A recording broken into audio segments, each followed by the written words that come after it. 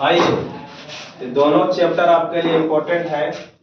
पहला बोलता है कि जेंडर और लिंग में आपका जो है ना, देखिएगा क्या अंतर है। इसे पढ़िएगा तो दोनों बात देखे लगेगा।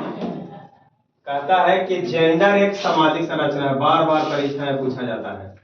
अब देखिएगा आपके सेट में बार बार क्वेश्चन दोहराएंगे कि जेंडर एक सामाजिक संरचना है और लिंग एक जैविक संरचना है। अब हम जानते हैं कि जेंडर एक सामाजिक संरचना कैसे है और लिंग एक जैविक संरचना कैसे है। जेंडर एक सामाजिक संरचना इसलिए है क्योंकि जेंडर को समाज ने तय किया है। जेंडर को किसने तय किया? समाज ने तय किया है। अब जेंडर को समाज ने कैसे तय किया है? तो कहे का मतलब कि समाज ने तय किया कि अगर आप लड़की है तो आपको शादी होकर के लड़का के घर जाना, अब जाइएगा। लड़का के तय किया है कि अगर लड़का है तो आपको बाहर में कमा करके और जो है वो घर में पैसा देना है। ये काम कर रहे हैं लोग। तो यह जेंडर जो समाज जो तय किया है उसी के आधार पर जेंडर में आज काम हो रहे हैं। जेंडर पे जो समाज ने तय किया उसके आधार पर हम आज भी कार्य कर रहे हैं। पर लिंग जो है वह लिंग एक जैविक संरचना है। क्यों? क्योंकि लिंग का जो निर्धारण होता है वह जैविक परिपक्वता के आधार पर होता है। जैविक परिपक्वता कहे शरीर के बनावट के आधार पर। अब जैसे बच्चा जन्म लेके आता है तो शरीर की बनावट के आधार पर उधर से नर्स आती है तो बोलते हैं कि आपका ये लड़का है या लड़की है। इसके आधार पर शरीर की बनावट के आधार पर होता है। इसीलिए लिंग एक जैविक संरचना है, लेकिन जेंडर एक ऐसी संरचना है सामाजिक संरचना। इसको एकदम कन्फर्म रूप में याद करके रखना है कि जेंडर एक सामाजिक संरचना है लेकिन लिंग एक जैविक संरचना है। अब जेंडर पे बार बार आपका परीक्षा में प्रश्न, इसमें से कोई ना कोई प्रश्न आएंगे। 4 ऑप्शन, जिसमें जो है पहला नाम है जेंडर रूढ़िवादी। जेंडर रूढ़िवादी में कहता है कि लड़का और लड़की में भेदभाव करना।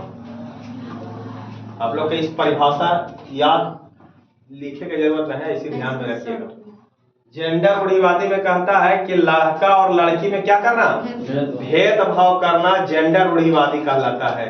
जैसे में अगर कहने का मतलब है कि बोला जाए कि लड़की खिलौना से खेलेगी और लड़का कार से खेलेगा, कहीं ना कहीं यहाँ रूढ़िवादी की बात है। अब ऐसा होता है लेकिन ऐसा होना नहीं चाहिए। सीटेट ऐसा नहीं कहता है। अगला है जेंडर पक्षपात, लड़का और लड़की में से किसी एक का पक्ष लेना। शिक्षक है तो ये चीज शोभा नहीं देंगे कि लड़का या लड़की में किसी एक का पक्ष ले लेंगे। झगड़ा हो गया तो कोई लड़का की तरफ से बोल दिया या लड़की की तरफ से बोल दिया, ऐसा नहीं होगा।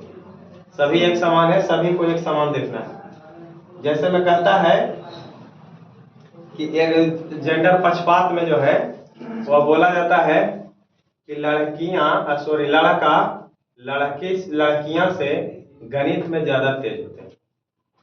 ये कहीं ना कहीं पक्षपात की बात बोला जा रहा है। ऐसा होता नहीं है क्योंकि दोनों में से किसी एक का पक्ष नहीं लेना है। अब कहता है जेंडर समता। जेंडर पक्षपात में समझिए लड़का या लड़की में से किसी एक का पक्ष ले लेना। जेंडर समता में बोलता है कि उसका जो है स्थिति समान हो या न हो लेकिन उसका व्यवहार समान किया जाता है। माने 3 व्यक्ति तीन स्थिति का हो लेकिन तीनों का व्यवहार एक जैसा किया जाएगा। जैसे कहने का मतलब कि क्रिकेट स्टेडियम में कोई मैच देखने गए, 3 व्यक्ति जिसमें एक लंबा व्यक्ति है, एक नाटा व्यक्ति है, एक हैंडीकैप माने दिव्यांग बच्चा है, और तीनों जब वहां जाते हैं तो क्रिकेट मैच देखने के लिए तीनों में सेम जो है चेयर दिए जाते हैं। तो क्या तीनों सेम चेयर पर बैठ करके और मैच सही तरीका से देख पाएंगे? नहीं देख पाएंगे। जो लंबा है उसको साफ दिखाई देगा, जो नाटा है उसको दिखाई नहीं देंगे, और जो हैंडीकैप है वो सही से कुर्सी पर नहीं बैठेंगे। परिस्थिति उनका समान नहीं था लेकिन उनके साथ व्यवहार समान किया गया, उसको हम जेंडर समता कहते हैं। जेंडर समानता या जेंडर समरूपता क्या है? जेंडर समानता या जेंडर समरूपता में बोलता है कि स्थिति भी समान हो और व्यवहार भी समान किया जा रहा है। बच्चे की स्थिति भी समान हो और व्यवहार भी समान किया जाता है। जैसे में कहा जाए कि जैसे बोलचाल में कि कोई पिता के 2 बेटा है, एक बड़ा एक छोटा बेटा है। लेकिन अगर दोनों के बीच में बंटवारा हो रहा है तो दोनों को बराबर बराबर हिस्सा दिया जा रहा है। ये भी तो कह सकता बड़का बेटा कि हम आगे से कमा रहे हैं तो हम कुछ बना दिए, हमको ज्यादा दे दिया जाए। तो कहना है कि आगे जन्म आप लेकर के आए हैं तो कमाएगा आगे कौन? उसी को कमाना, हम तो फिक्स है। तो जेंडर समानता में है कि एक सेव के दो बराबर भागों में काट के दो व्यक्तियों को हाथ में देना। मैंने उसका व्यवहार भी समान करना है, स्थिति भी क्या हो, सामान्य हो। उसको हम जेंडर समानता या जेंडर समरूपता कहते हैं। अगला है जेंडर पूर्वाग्रह। जेंडर पूर्वाग्रह में भ्रम का स्थिति होता है। इंसान भ्रम में रह जाते हैं। दो व्यक्ति आपस में बात कर रहे हैं, तीसरे की तरफ बार बार देख रहे हैं और उनके तरफ से देख करके बातचीत कर रहे हैं, तो उनको लगता है कि हमारे बारे में ही बातचीत कर रहे हैं, लेकिन ऐसा कोई जरूरत नहीं है। हो सकता है कि आपका उदाहरण लिया जा रहा है लेकिन आपके बारे में नहीं बोला जा रहा है, तो उसको हम बोलते हैं जेंडर पूर्वाग्रह। इंसान भ्रम में बैठे रहता है। आई भ्रम आपके दिमाग से निकालना है, भ्रम एक दिन आपको बर्बाद कर देगा। भ्रम और शक दोनों एक जैसा होता है। शक के आधार पर किसी को जो है इल्जाम नहीं लगा सकते और किसी बात पे आप भ्रम में नहीं जा सकते। अगर है जेंडर प्रासंगिकता। जेंडर प्रासंगिकता में कहता है कि इंसान अपनी प्रशंसा को दिखाता है, आपके अंदर की कला का जो है प्रस्तुत करता है। आप अपने अंदर में कला है उसको आप निहार सकते हैं, कला को छुपा के नहीं रखा जाता है, नहीं तो कोई काम के नहीं है। तो कला का प्रदर्शन करना, अपनी प्रासंगिकता दिखाना जो है जेंडर प्रासंगिकता कहते हैं। जेंडर निष्पक्षता में कहता है कि बातों को निष्पक्ष तरीका से रखना, सही को सही और गलत को गलत करना, वो कहता है जेंडर निष्पक्षता। आज के डेट में ऐसा इंसान है नेडोबिट वाला है, मैंने कन्फर्म रूप से बात नहीं करेंगे, घुमा फिरा के बोल देंगे, लेकिन जेंडर निष्पक्षता में कहता है कि सही को सही और गलत को गलत कहना ही जेंडर निष्पक्षता कहलाता है। ये हो गए जेंडर, जो काफी छोटा चैप्टर है, लेकिन अब हम आते हैं बढ़िया चैप्टर, छोटा है पर इस बड़ा धमाका है, नाम है समाजीकरण। कहता है समाजीकरण क्या है? समाजीकरण एक ऐसा प्रक्रिया है जिसमें बच्चा समाज में रहकर सीखता है। समाज में रहकर सीखता है और यह निरंतर चलने वाली प्रक्रिया है। जैसा समाज में, जैसे परिवार में, जैसे दोस्त यार में बैठेंगे, आपका उसी प्रकार से बुद्धि मिलेगी। मैंने समाजीकरण जो है वह निरंतर चलता है, रुकता नहीं है। हर स्थिति में, हर परिस्थिति में आपको कुछ न कुछ सीखना होता है, लेकिन आप समाज में रहकर सीखते हैं। हमारे माता पिता, परिवार, पास पड़ोस भी एक प्रकार की समाज है। तो बोलेगा कि समाज में सबसे प्राथमिक शिक्षा कहाँ से मिलती है, तो वह हमारी माँ से। अगर बोले कि हमारी प्रथम शिक्षक कौन है, तो हमारी माँ, जो माता पिता दादा दादी बोलने के लिए आपको सिखाए थे। तो बोलता है कि समाजीकरण जो है, अब बोलेगा कि समाजीकरण एक कैसी प्रक्रिया है, तो जटिल प्रक्रिया है, क्योंकि समाज में सभी कोई अपना नाम कमा नहीं पाते। जैसे में नेता को देखिए, नेता समाज के लोगों के बीच में अपने आप का बेहतर छवि बनाने के लिए ना जाने उन्होंने कितनी जो है स्टेजों से गुजरता है, कितने सारा जो है उन्होंने प्रक्रिया उनको करना पड़ता है।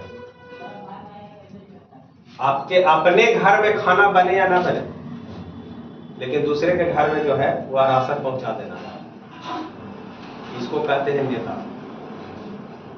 अपन घर के लड़ाई सुलझे या ना सुलझे, लेकिन समाज के लड़ाई को सुलझाने हो जाएंगे, क्योंकि एडवाइस दूसरे के लिए बना है, अपने लिए नहीं बना। वह जो है अपने माँ बाप को कभी प्रणाम नहीं किया होगा, लेकिन समाज वाले में अपने से छोटा को, अपने से बड़ा को, अपने के बराबरी वाले को हमेशा प्रणाम करता है। इसको ये कोई नहीं देखा जाता है कि अपने माता पिता को प्रणाम कर रहा है कि नहीं कर रहा। अपने माता पिता को गाली भी दे देता होगा, लेकिन समाज वाले को बीच में अपना एक अलग छवि बनाता है।